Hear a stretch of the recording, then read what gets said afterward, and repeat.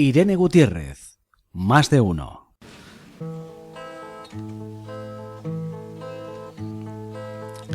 Devant la pierre abandonnée, fleurie de quelques fleurs fanées, juste une croix qui déchire devant. Como siempre, nuestro querido Camilo Albornoz nos trae una música especial para comenzar el programa. Y este era George Mustaki, ¿no? Sí. ¿Cómo se llama la canción, Camilo? La Piedra. La Piedra. Vamos a hacer una pausa, vamos a presentar. Estamos en directo a través de Onda Cero, son las 1:38 y en IMAX Televisión con nuestros amigos televidentes. Bienvenido, Camilo. Y hoy traemos un tema porque hemos venido hablando de trombos, etcétera, y hay un tema que está muy relacionado con esto de los trombos, que es ictus. O accidente cerebrovascular. Claro, es que tiene un montón de nombres. Tiene el de accidente cerebrovascular, infarto cerebral, el derrame, la apoplejía, etcétera. Pero todos son sinónimos de una misma enfermedad, que es el ictus, y que es una forma más fácil de ubicar. En los países como Gringolandia, pues no se llama ictus, se llama stroke. Stroke. Cerebral stroke. Infarto cerebral. Infarto cerebral. Mira. ¿Ves? Pero eso sí, si acaso esa llamada que recibí intempestivamente 2 minutos antes de entrar al aire están aquí, digo yo, les hago así a mi nieta y a mi hija y a mi yerno. Ah, muy bien, a ver saludos. si se han conectado. Se han conectado. Pero bueno, preguntaba. Ictus, ¿por qué ictus y no todos los nombres que tenemos antes? ¿Qué significa ictus? Porque no tengo ni idea. No se me ocurrió buscarlo. Bueno, yo lo voy a buscar mientras le decimos a nuestros amigos qué es un ictus y cuáles son sus síntomas. Mira, el ictus, para que nos ubiquemos en su importancia y por qué es que escogí la canción de La Piedra de George Mustaki, es porque es como si te cayera una piedra en la cabeza.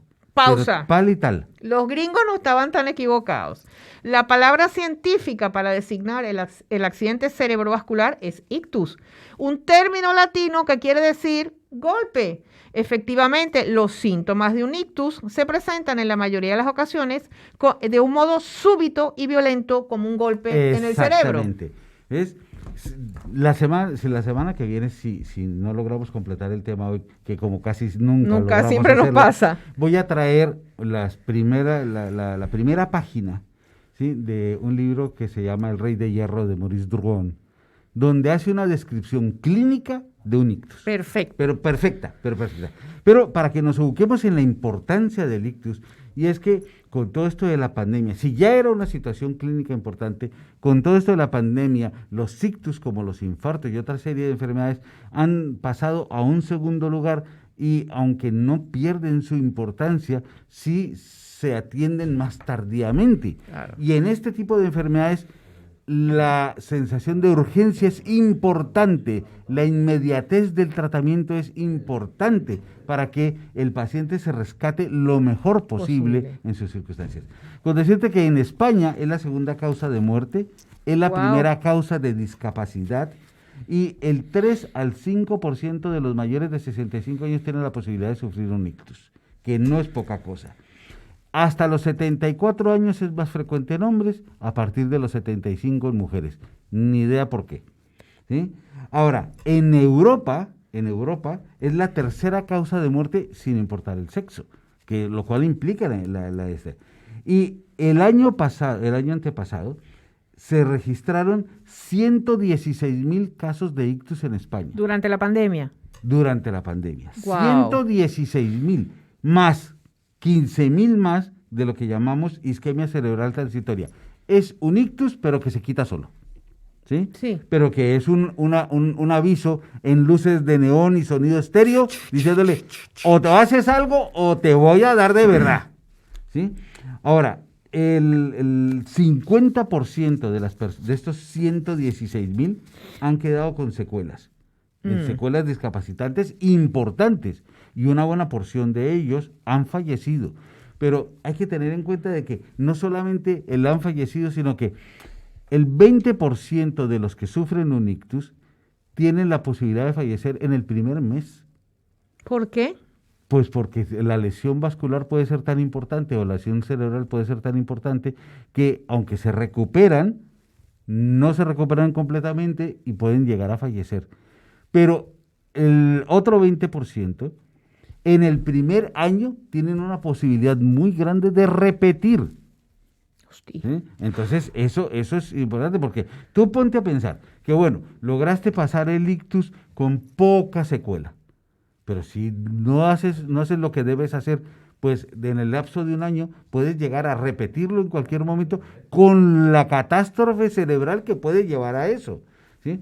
Por lo tanto, siempre hay que tener presente de que si tienes problemas cardíacos, puedes tener problemas cerebrales. Hay un vínculo muy estrecho entre enfermedades cardiovasculares y enfermedades cerebrovasculares, ¿sí? Ok. Van muy de la mano. Ahora, también es cierto que hay que tener muy importante, un dato muy importante, ¿sí? La edad de aparición del ictus está bajando.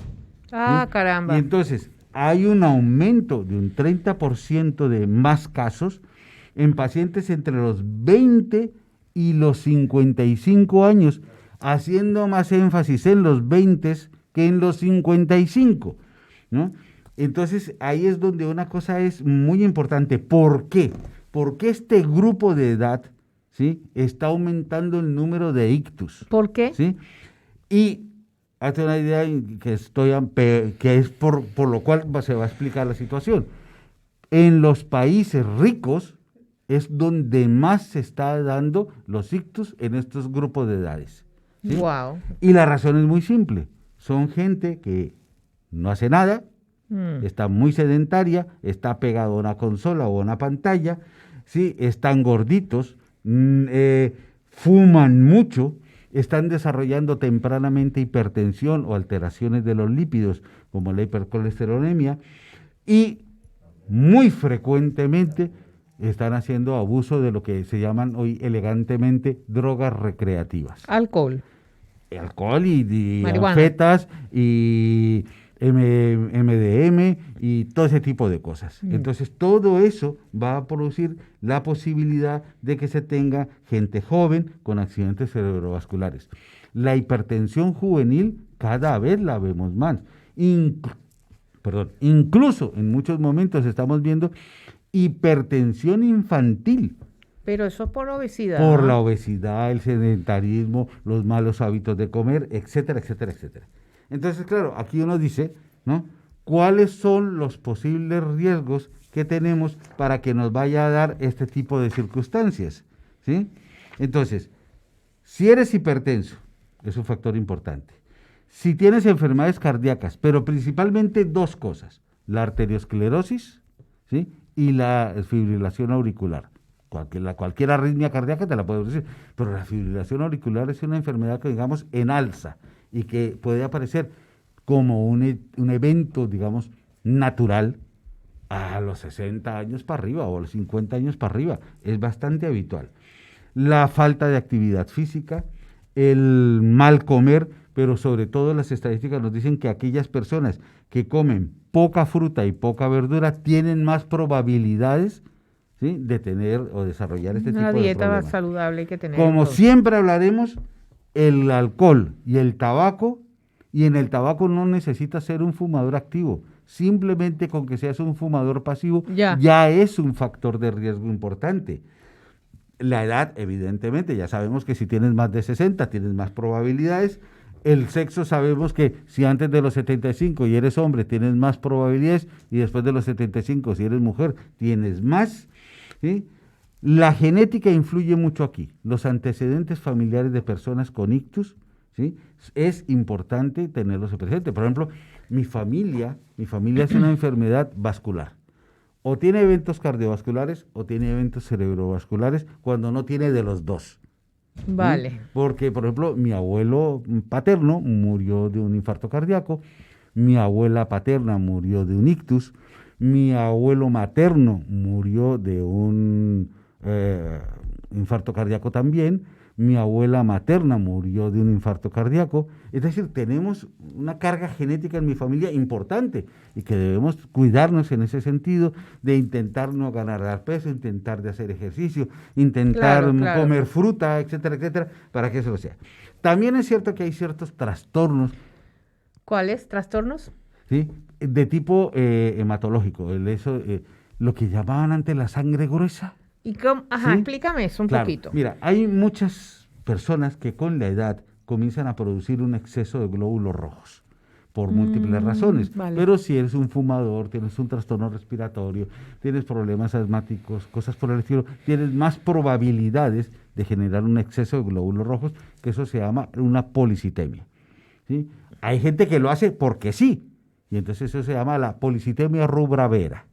¿Sí? Bonito nombre, para decir que tienen más glóbulos rojos. Pero eso hace que la sangre, como dice la gente, se pone más espesa, con lo cual tienen más probabilidades de producir trastornos de coagulación, bien sea a producir un trombo o producir un émbolo.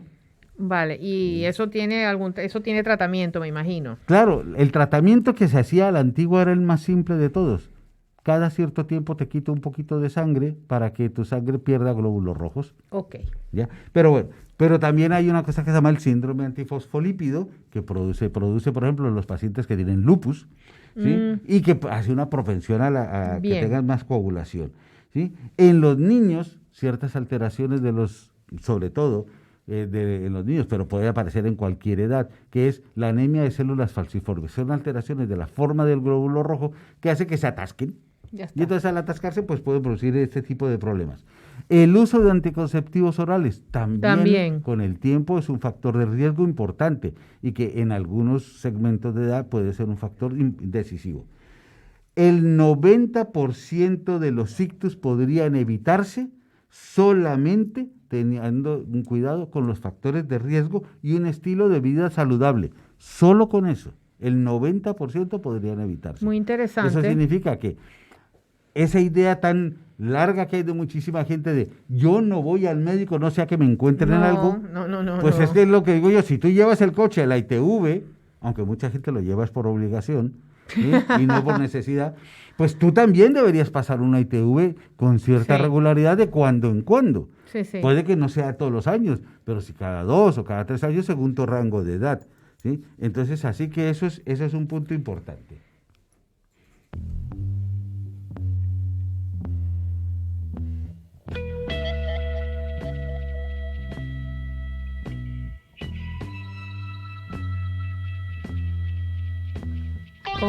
¿Cómo se llama esta pausa musical, Esta Camilo? pausa musical, espérate, ya ahorita cuando oigas la voz.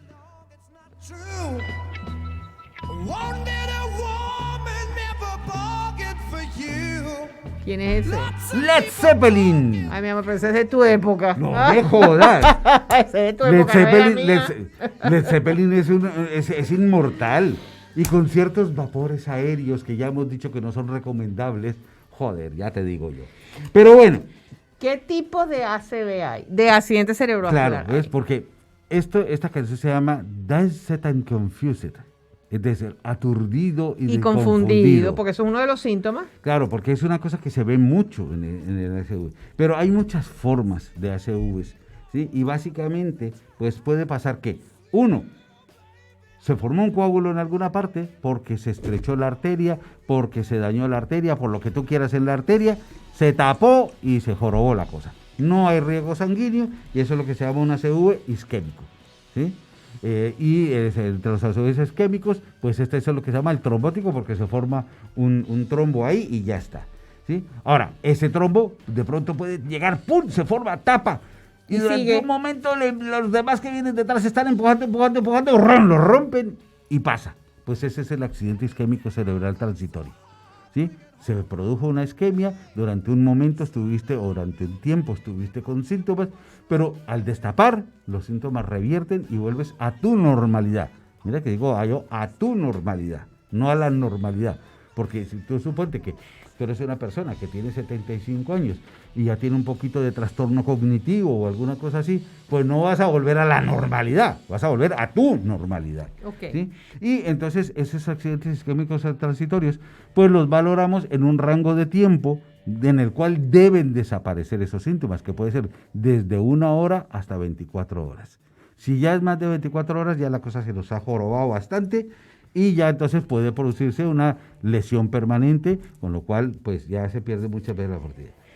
Ahora, el accidente isquémico cerebral transitorio es una amenaza previa de un accidente o isquémico trombótico o isquémico embólico, que es la otra forma importante que aparece en este. ¿Cómo es embólico? Embólico, es decir, el coagulito se formó en alguna parte, normalmente el corazón, y de pronto se desprende del corazón, va por entre las arterias y patapum, te tapó aquí la bifurcación de las carótidas, o te tapó aquí la meningia media, o te tapó la basilar, o lo que sea, y te tapó una zona de riesgo extenso.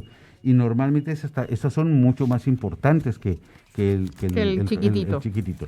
Porque normalmente esos chiquititos se producen en vasos pequeños. Entonces la alteración es mucho menor que cuando se produce en un vaso grande.